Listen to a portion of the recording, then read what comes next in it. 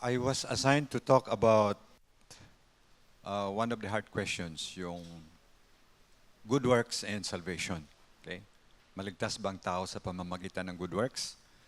Uh, I think for the whole month, yun ang mga topics, no? Sabi, hard topics. By the way, I'd like to praise God for the success ng ating fourth-year discipling kahapon. And in that training, salamat sa mga nag-sign up. And in that training, there is one hard question na diniscuss sa table group discussion. And that is, if I don't fish, yung fisher of men, di ba? If I don't fish, am I a disciple? Yun ang tanong doon. So, may discussion sa groups, table groups. If I'm not fishing for men or women, am I a disciple? Okay, so walang clear, walang uniform sagot doon. So, just for the sake of discussion. Okay? Now, there are many hard questions sa buhay talaga na walang kasagutan. But you just have to believe the Lord kahit hindi mo maintindihan. Even minsan yung faith natin, di ba? Hindi mo maintindihan paano i-explain ng Trinity. Hindi mo maintindihan ang human sufferings, no? But just have to embrace it and believe God who is in control. Okay? So there are many hard questions in life. At isa sa mga hard question is yung maliligtas ba ang tao sa pamamagitan ng mabuting gawa? Okay? Good works. So I simplify my title today. It's about faith that works, no? Faith that works. Meron akong parang survey questions dito, no? On salvation. Tingnan nyo. Sagutin nyo sa sarili nyo, no? Hindi na kailangan mag-raise ng kamay kung saan kayo dito. Salvation by faith in Jesus Christ plus good works. Do you believe that? Okay. Salvation by faith plus good works. Okay. Do you practice that? Do you believe that? Number 2, salvation by doing good works. And then faith.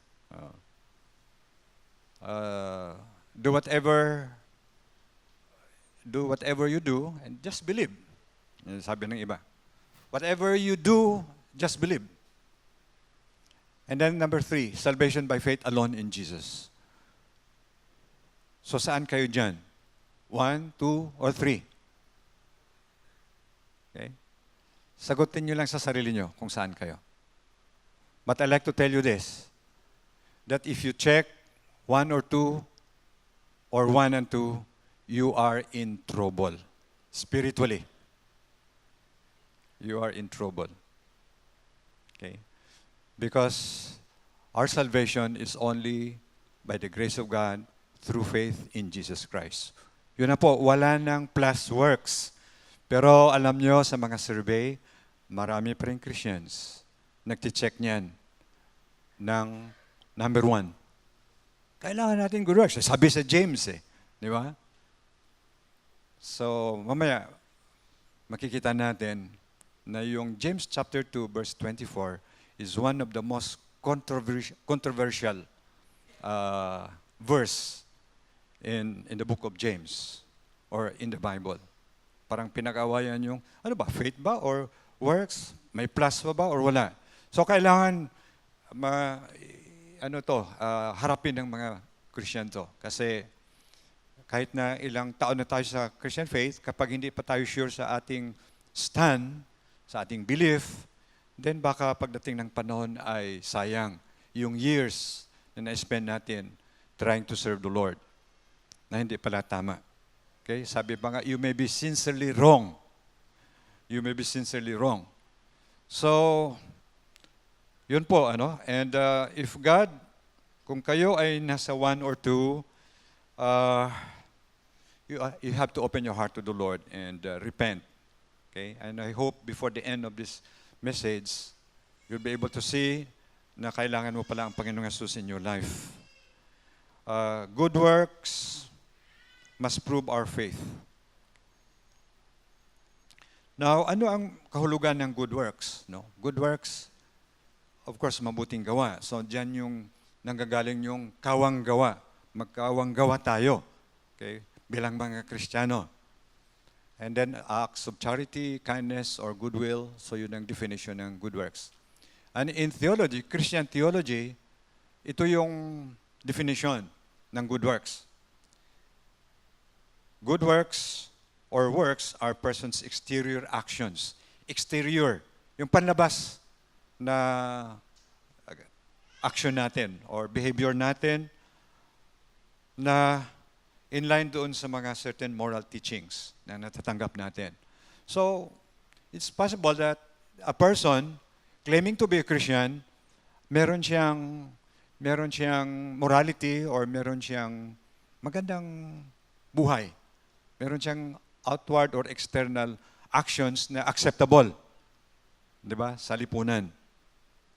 Hindi siya pasaway. Pwede 'yon. Panlabas. Hindi natin alam kung anong nasa loob.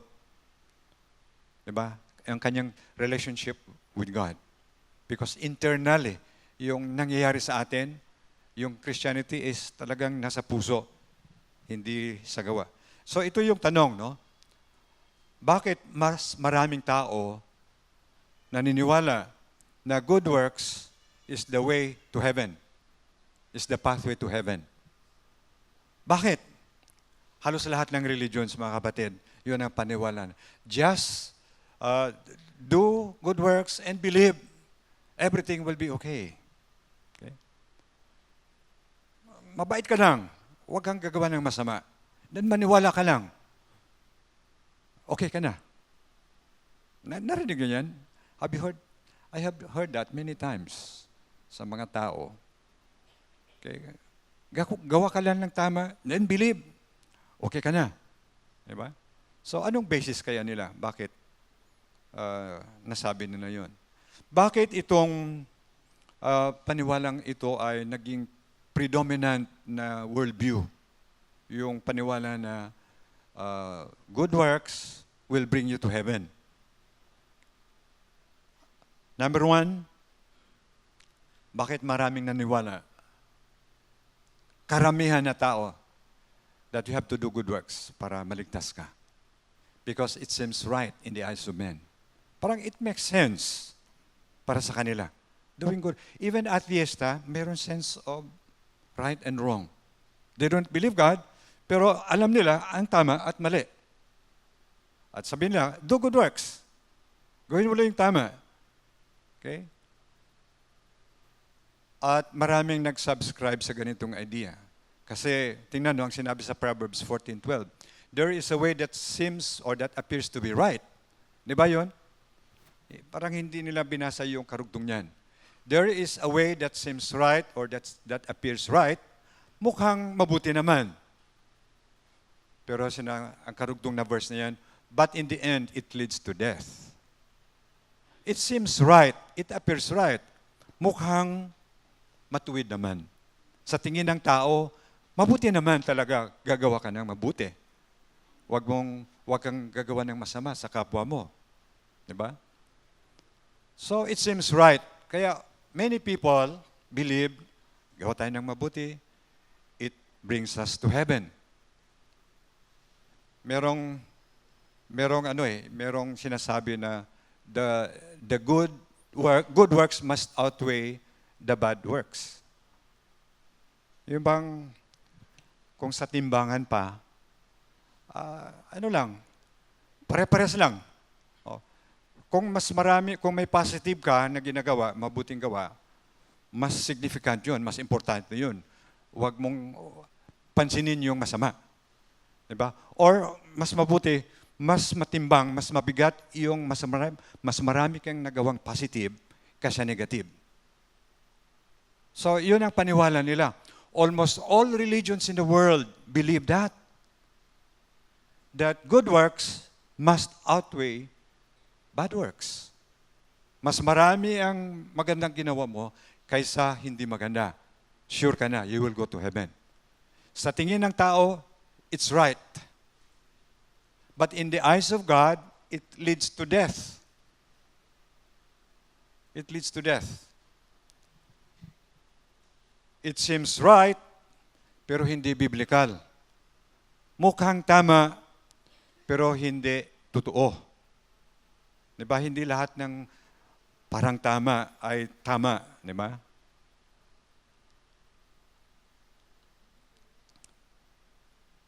Another reason kung bakit maraming gumagawa ng mabuti sa isip nila ay makaligtas sa kanila is that ang tao, man does not understand the extent of his own sinfulness.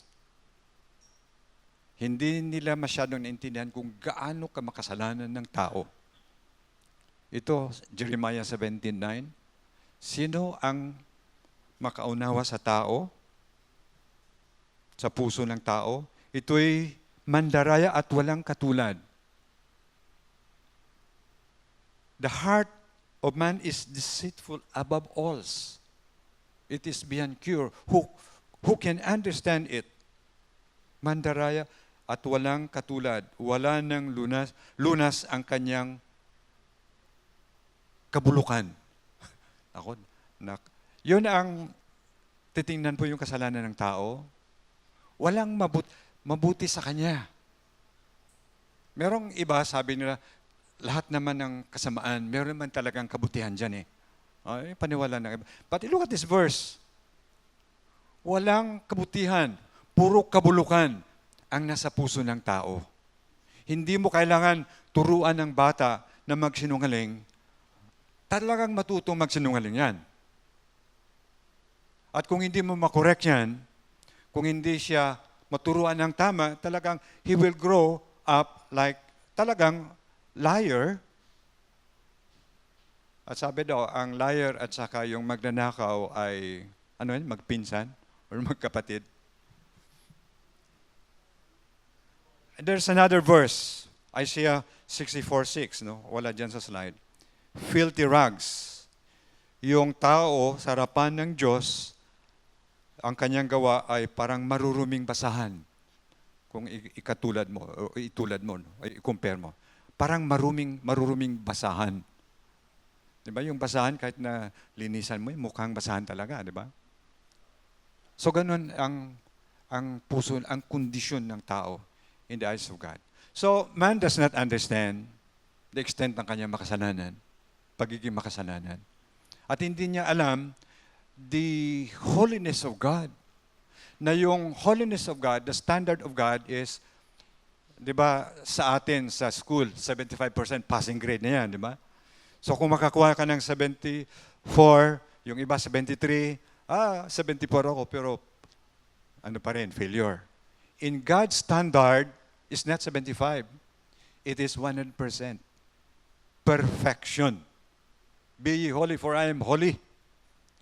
So, kung bakit ang tao gusto niyang gumawa ng tama, akala niya maliligtas siya, anong sabi ng tama? Punta ka church, mahalin mo yung kapwa mo, di ba? Mag-donate ka sa mga mahirap. So, ganun. Akala nila that will merit their salvation. Pero hindi eh. Ang standard ng Diyos is perfection and nobody is perfect. Nobody is perfect. Only Christ is a man who came into this world na wala siyang sinful nature. He is the most qualified to become our Savior. And many people do not see that Jesus Christ is the only Savior of the world. Kasi wala siyang kasalanan. Perfect. So kung sasabihin mo, gagawa ko ng tama, is not, parang basahan lang yan in the eyes of God. In the eyes of man, parang acceptable naman. Mukhang tama naman. Gagawa ka ng mabuti, wala namang masama. But in terms of salvation, hindi acceptable in the eyes of God. Pangatlo, people misunderstand James 2:24. Ito talaga, one of the most misunderstood verse in the book of James. Itong James 2:24. Kasi tingnan nyo ang sinabi dyan. You see, then that a man is justified by works and not by faith only. Ang tao pinawalang sala ng Diyos sa pamamagitan ng gawa niya, hindi lang sa kanyang faith. So parang salungat to sa sinabi ni Paul, di ba? So parang may conflict ang Biblia. Parang may contradiction. Okay, meron bang contradiction sa Bible? Kaya cohesive mong Bible, walang contradiction. Ang contradiction yung interpretation lang. So kapag may mga ganito, tingnan natin yung si Paul versus James. Next slide. Next. Yeah, si Paul actually, sinasabi niya talagang walang maligtas sa pamamagitan ng good works, no? Therefore, no one would be declared righteous in God's sight by the works of the law. Rather, through the law, we become conscious of our sin. Ganon din ang sinabi sa Titus.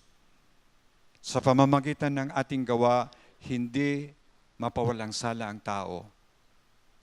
But by His mercy, through the washing of regeneration and the renewing of the Holy Spirit. Now, balikan natin si Paul at saka si James. I think may isang slide dyan. Next. Yung Paul versus James. Okay? Yung sinabi, okay, next. Sige. Okay, anyway, parang nangyari dito, yan na pala, no? Ang nangyari dito, si Paul nagsasabi na only by faith alone that man is justified, that man is saved. For by grace you have been saved through faith, and that not of yourselves, hindi sa sarili mo, hindi sa pagsusumikap mo, not of works. Very clear, ha? Not of works. Kanina binasa natin yung Romans and Titus. Not of works, lest anyone should boast. Kasi kung sa work, sa ating sarili, ay pwede tayong magmamayabang. Di ba? Sabi ni Paul, hindi. Sabi naman ni James, kita nyo, ang tao, mapawalang sala ng Diyos sa pamamagitan ng kanyang mabuting gawa. Hindi lang sa kanyang pananampalataya. So ito yung sinasabi natin, parang may conflict. So i-solve natin ito, no? Actually, hindi. Walang tama, walang mali sa kanila. Both of them are right. Usually kapag may seemingly conflict sa Bible, always go to the context. Context. Ano yung background? Now, si Paul, lalo na sa Ephesians chapter 2, ang kanyang ina-address yung problema ng Jewish legalism or Christian legalism. Ang gusto ng mga ibang Christians, converted from Judaism to become Christians, followers of Christ, gusto nila, yes, we believe in Christ by faith, pero idagdag natin yung ibang mga laws. Ibang mga laws, na mga extra na mga dapat susundin natin. Okay, mga ceremonial laws. Ang iba pa. So sabi ni Paul, hindi. Hindi. You will not be saved by adding laws. Only by grace, only by faith. So talagang in-insist ni Paul na talagang by faith lang talaga. Walang kasamang good works sa salvation.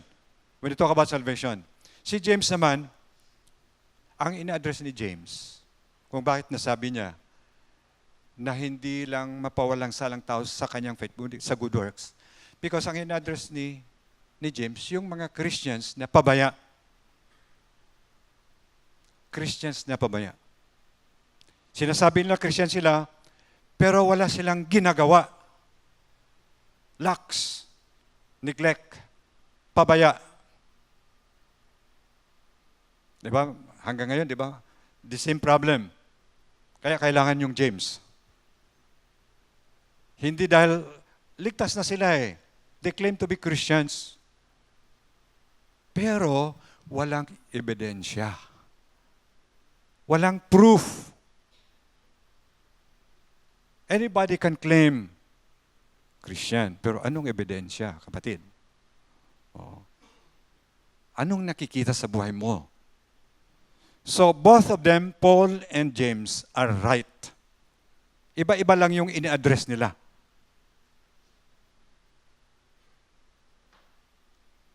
So ngayon, ipagpatuloy nating pag-usapan itong ano talaga yung totoong faith that will give us the proof na tayo ay totoong sumusunod ni Kristo. Okay? Remember merong tinatawag na true faith, yun yung makakaligtas. Meron namang tinatawag na phony or false faith, death. For the wages of sin is death. Okay, so they claim to be Christian, pero hindi pala totoo yung faith na yun. Tingnan mo, ako, I was born in a Christian home hanggang sa age ng 17. I thought I was a Christian. But I was dying pala until I discovered that I have to personally put my faith in Jesus at the age of 17. So, mga kapatid, Christianity is different. It's the only religion, o sabihin natin, followers ni Christ na nagsasabi, only by faith that we are saved. Only by the grace of God that we are saved.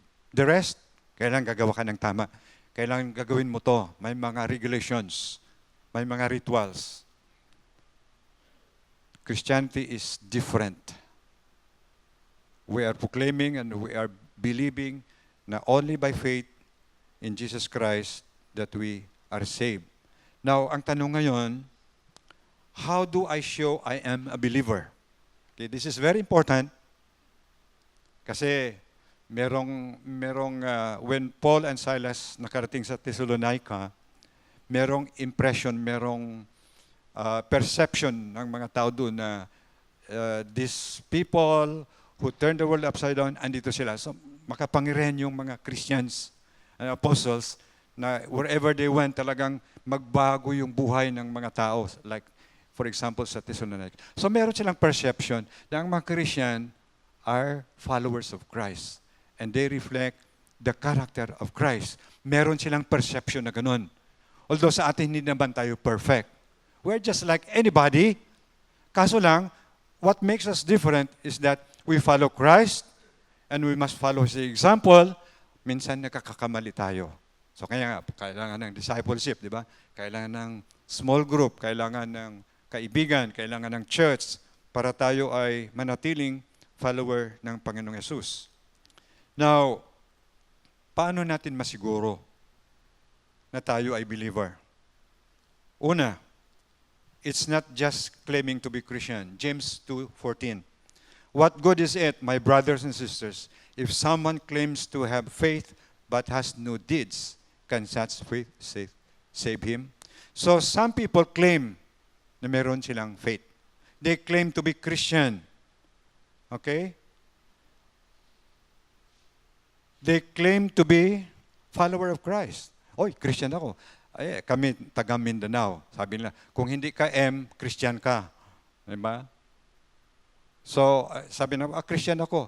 Ako hindi. Diba? Parang ganun lang. Dalawang klaseng tao lang dun eh. Christian or M. Pero, that's their claim. Yun ang sinasabi nila. Hindi ako M. I'm a Christian. Pero ang sinabi ni James, is not, hindi ganon. Hindi ko mo nag-claim ka na Christian ka, you're a Christian. Alam nyo, sabi ni Jesus, on that day, sa judgment day, many will call to me, Lord, Lord, did you not prophesy in your name? Lord, Lord, did we not rebuke the spirit in your name?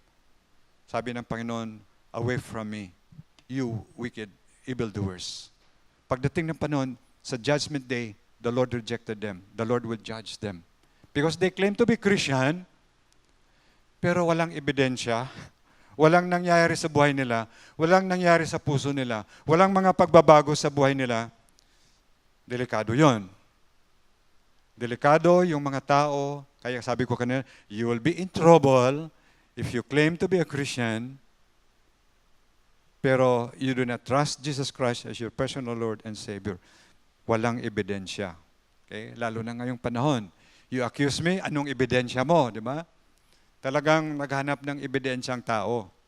You cannot just accuse somebody without evidence. And some people, I believe in you, ipakita mo lang sa akin. Prove it! Hindi mo na kailangan, oh, I'm a Christian, I'm a follower of Christ. Salamat sa Diyos. Pero ano nakikita sa buhay mo? Then pangalawa, it is not what I think. Sabi ng iba, whatever you do, just believe. Verse 18, but someone will say, you have faith and have works.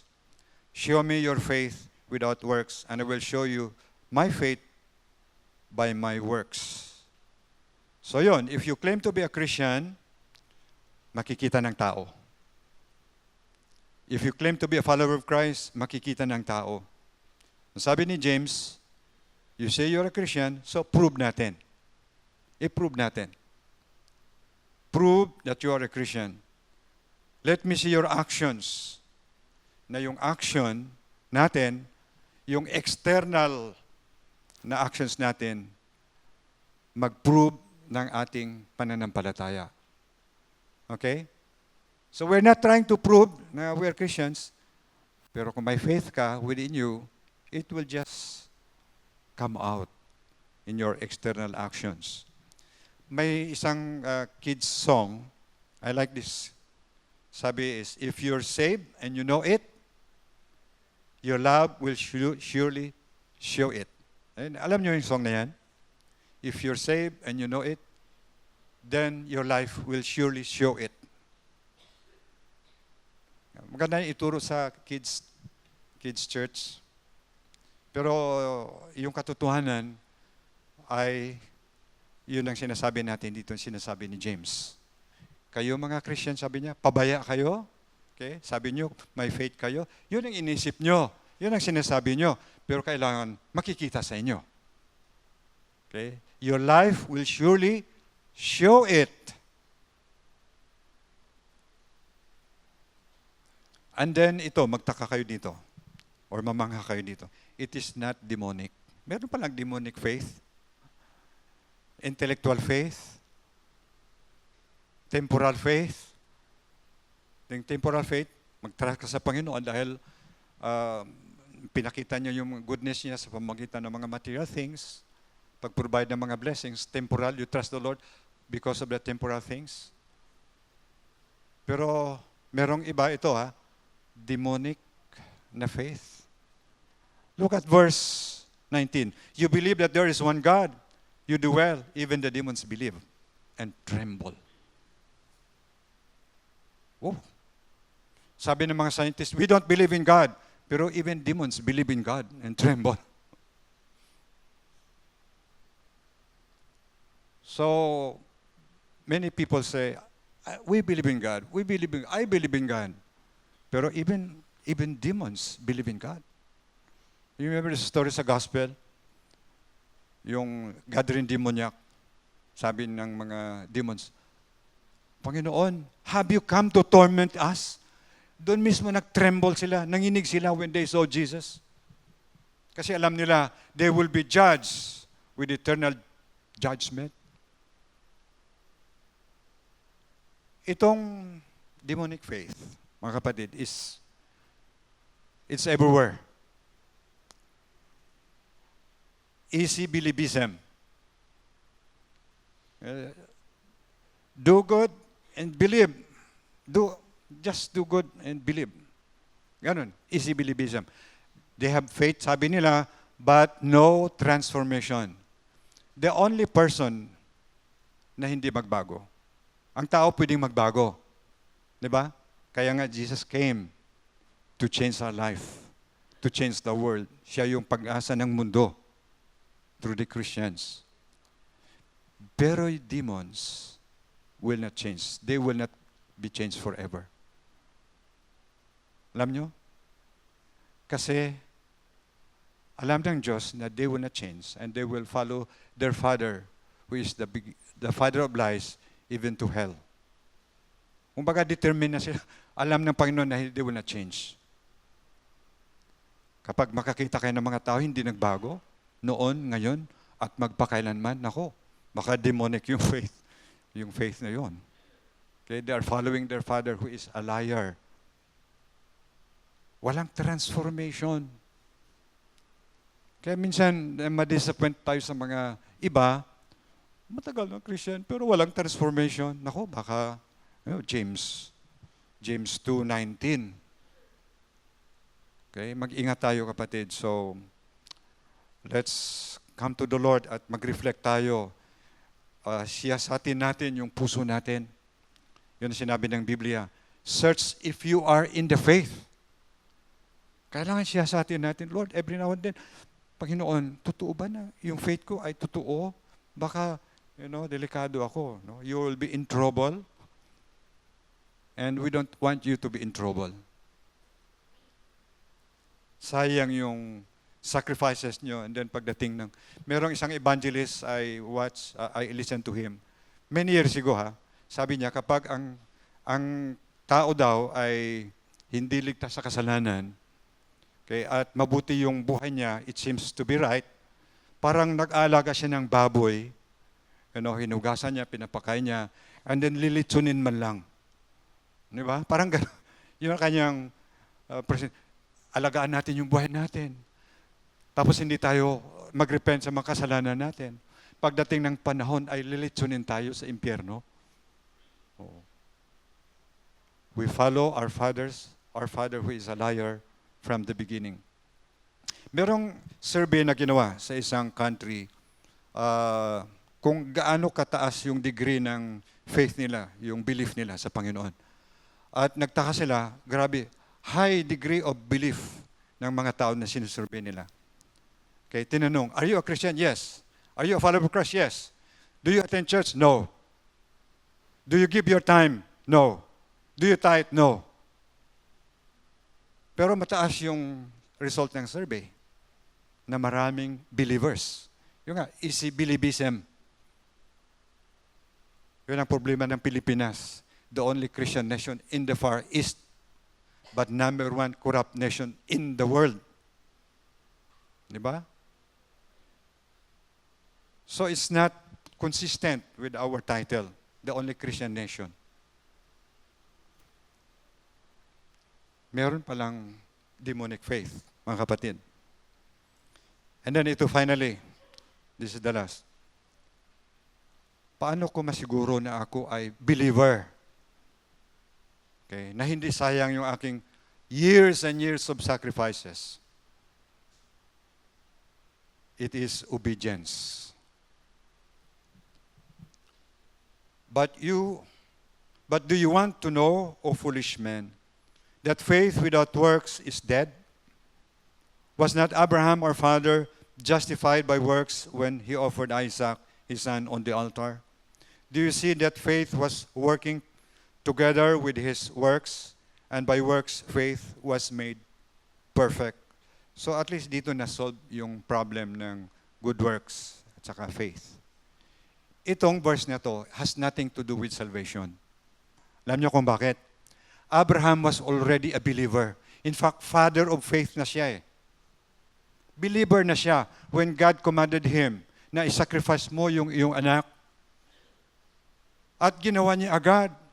Nag-prepare siya ng itak at gumawa siya ng altar at gumawa siya ng apoy at nilagyan niya yung kanyang anak doon. There was an act of obedience on the part of Abraham. He already believed God, and when God told him to obey him, to sacrifice his son, ginawa niya agad. As a result ng kanyang faith sa Panginoon. That is what real faith is. That is what real faith is. Backed up by obedience. So, gaano ka-obey ang mga anak ng Diyos? Gaano ka-obedient ang mga anak ng Diyos?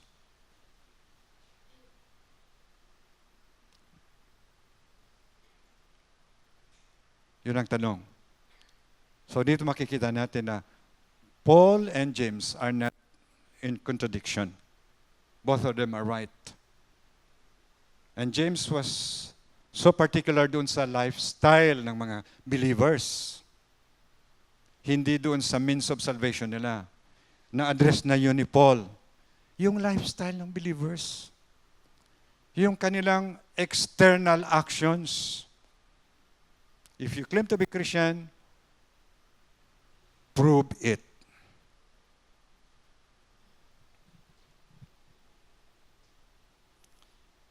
Nasa seminary kami, may mga estudyante, a group of students, no, nagdi-debate, no, informal debate lang.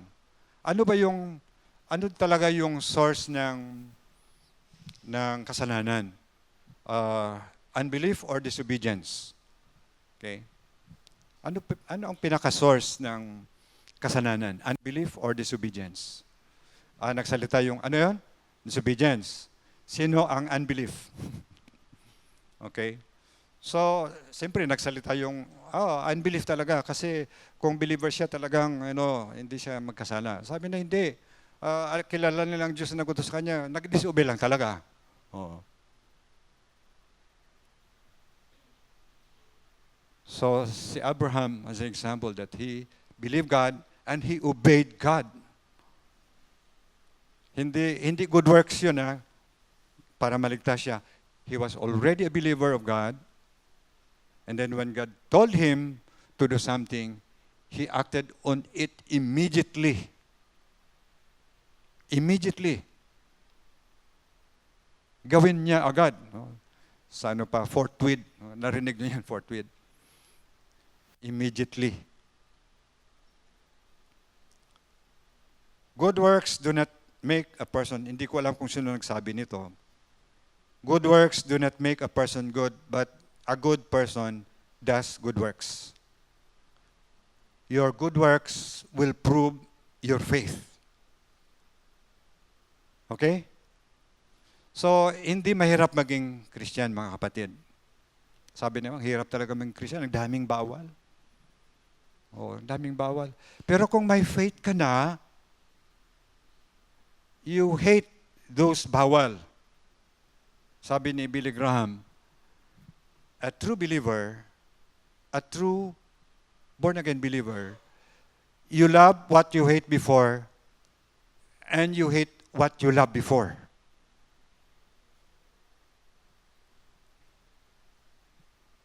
So, this morning, the Bible gives us the opportunity, sabi sa 2 Corinthians 13:5, examine yourselves to see whether you are in the faith. Check it out. If you are really a believer or not. Huwag palampasin yung araw na to. Check it out. Check your heart. Check your faith. Siyasatin natin. And if you are not sure that if you die today, you will go to heaven,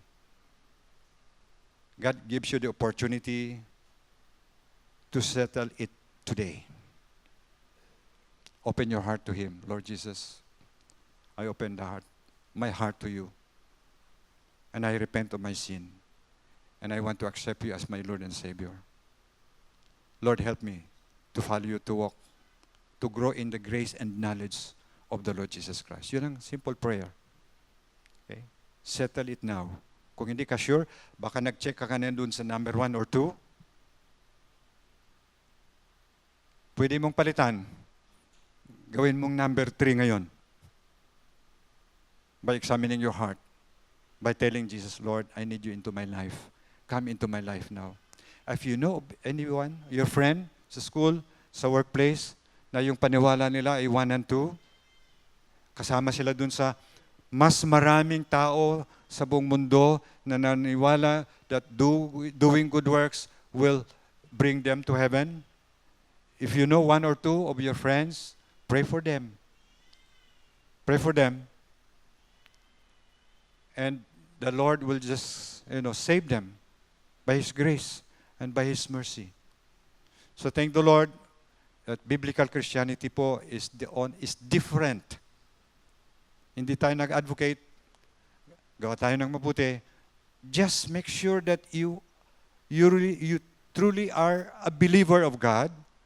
And then it will follow yung good works, kapatid. It will follow kasi result lang yan . Good works do not make a person good, no? So salvation is personal. It's not something you say, it's not something that is declared to you. Personal. And the Holy Spirit is witness. Malaman mo kung, Lord, salamat. Talagang hindi ko makomprehend ang pagmamahal mo sa akin. Okay? I cannot explain, Lord, kung gaano ako kasaya na ikaw yung aking tagapagligtas. And for some believers who are living in neglect, examine your faith. Minsan, paurong-sulong. It's about time na, Panginoon, tulungan mo ako na to make sure na I'm a believer. Kasi ayaw ko na mag-urong-sulong. Gusto ko na sulong talaga. Christians, followers of Christ, are expected to grow in the grace and knowledge of the Lord. Hindi na aatras, bagaman palaging aabante yan. Yun ang true believer. Of course, you are in this world. Kaya kahapon, I'm glad, I praise God for the success. And many of you signed up. God, pray for us. Marami pa mga kasunod niyan. And if that happens, yung mga prayer natin, I believe it's the Lord that is working sa ating kalagitnaan, sa church. If the Spirit says, let's obey Him. And this morning, let's all rise, mga kapatid, in response to His word, to His message today. Bawat isa po sa atin, and those of you who are watching, wherever you are, ganun din ang gagawin nyo. Siyasatin nyo yung mga puso to make sure that you are truly a believer of Christ. Hindi mahirap maging Christian. Because your faith, the grace of God, will guide you. You live by grace, and you will continue to enjoy. It's a delight to be a follower of Christ. It's a delight. Otherwise, wala ako ngayon. Marami tayong mga pinagdadaanan sa buhay. But at the end of the day, Lord, thank you for my victory. Thank you for answering my prayers. Thank you for blessing me. Thank you for the joy of serving you. Thank you for the victory that I have every day in you. Lord, we come to you this morning. You know our hearts. Not just our external actions. Lord, we are examining our hearts today. Whether we have faith or not. And we must settle it today, Lord. Those of us na hindi pa sure sa kanilang faith, kung totoo or false, Lord, come to them today. Help them, Lord, as they open their hearts to you at papasok kayo sa kanilang mga buhay. Including those who are listening to us today, Lord, to your message online. Siyasatin din nila ang kanilang mga puso. And if they're not sure, they will open their hearts to you. And I pray, Lord, for those of us who are living in neglect, Lord, help us to repent of our sins. Yun po ang message ni James sa amin. We must prove that we are truly believers of God, of Jesus Christ. Lord, tanggapin niyo yung aming mga panalangin. Panalangin that we put our faith in you, that we accept you as your Lord and Savior, that we repent of our sins, sins of neglect, sins of disobedience, or sins of unbelief. Have mercy on us, O Lord. We need your grace. Marami pa kaming madadaanan sa buhay. But baliwala lang, Panginoon, yung mga pagsubok na darating if your grace is sufficient for us, for your children. Maraming salamat for speaking to me, Lord, and also for to us all. Nawa ay makinig kami. When we hear the Spirit speaks, we listen. Those who have the ears must listen to what the Spirit is saying. Lord, maraming salamat for your goodness, your faithfulness. We have been faithful to you, Lord, many times. Pero nanatili kayong tapat sa amin. And because of that, Lord, karapat-dapat kayong pasasalamatan namin at papurihan. And help us, O Lord, even through the song and prayers, to respond to you, Lord. To respond to you in faith, in commitment, in action, that we will obey you moment by moment sa buhay namin. Accept our prayers, O Lord, our confession, our worship. In Jesus' name, amen.